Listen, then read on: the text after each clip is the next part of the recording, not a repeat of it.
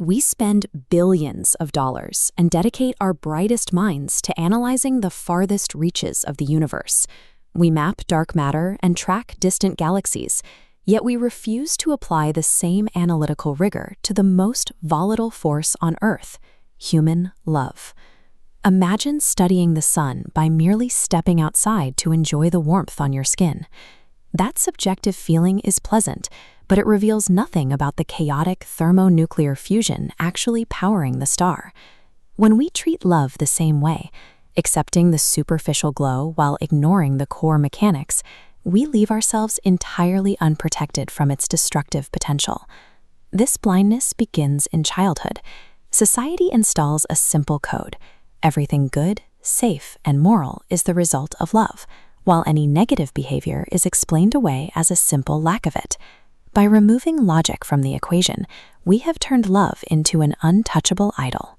It has become the ultimate psychological shield, allowing us to hide our most selfish and regressive traits behind a socially acceptable mask. To understand why this idol is so dangerous, we have to perform an autopsy on the most universally praised form of devotion, family love. Consider a thief who steals to feed his children.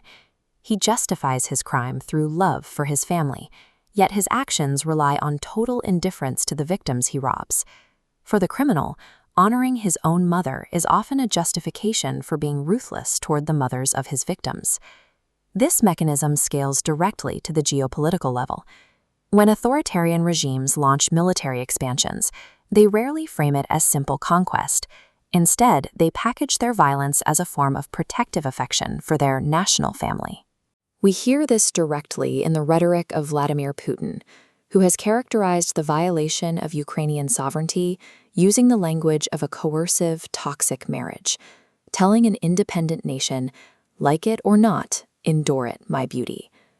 It is a grotesque projection of interpersonal abuse onto international law, where paternal protection is used to excuse raw aggression. Alexander Lukashenko relies on this same brand of geopolitical tribalism to maintain his authority, as does Viktor Orban, who uses the defense of his circle to justify a purely transactional approach to his neighbors. Whether it is a thief providing for his home or a dictator seizing a province, the pattern is the same. We prioritize our immediate circle by inflicting suffering on everyone outside of it. This isn't true self-sacrifice. It is an expansion of the ego until love becomes a fortress that protects us from seeing the humanity of our victims. If family devotion is tribal survival, romantic love is a transactional biological trap. The modern dating landscape functions as an exchange of resources and physical attributes, all meticulously disguised under the veil of romance. Society builds an impossible minefield for men, who are shamed if they remain virgins and judged if they are promiscuous. To escape this pressure, many choose to simply purchase the illusion of affection, trading material resources for a simulated emotional bond. However, rejecting these biological distractions does not limit human potential. History shows that many of our greatest intellectual leaps were made by minds who prioritized internal focus over external physical entanglement. Nikola Tesla deliberately maintained a life of spiritual and physical purity, understanding that the energy spent on biological pursuits was better utilized for intellectual output. But most choose the opposite path. We numb our awareness of this biological trap with alcohol and mindless digital entertainment, proudly labeling this cognitive self-sabotage as self-care. We squander thousands of hours on virtual games and manufactured outrage, a sharp contrast to the physical and intellectual labor required of scientists who lacked our modern tools. Konstantin Tsiolkovsky formulated the mechanics of liquid-fueled rocketry and cosmic expansion in the early 1900s, working with only pen, paper, and raw calculation.